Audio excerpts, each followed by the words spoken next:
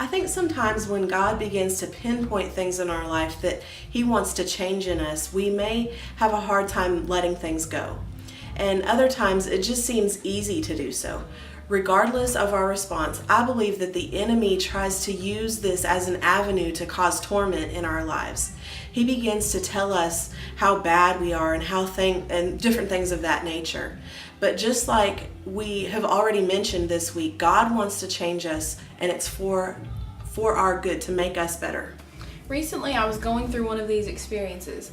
God had begun to do a work in my life, and I recognized that it was Him. However, the enemy came in and began to tell me that I was alone, and some very warped thoughts began to be in my mind. And it was difficult to shake the feeling of loneliness that I was experiencing. But after some prayer, God broke that off of me, and I was filled with a joy. I believe that we must be aware of the schemes of the enemy. And maybe you're facing this right now, maybe not. But just be aware of the schemes of the enemy. He tries to destroy the work that God wants to do in our lives. But be encouraged and keep your eyes on God, because God wins. Today, we want you to spend some time in prayer. Allow God to change you into His image. If you've been facing some things that the enemy has thrown at you, recognize them for what they are and rebuke them. Things can change. We'll see you guys next week.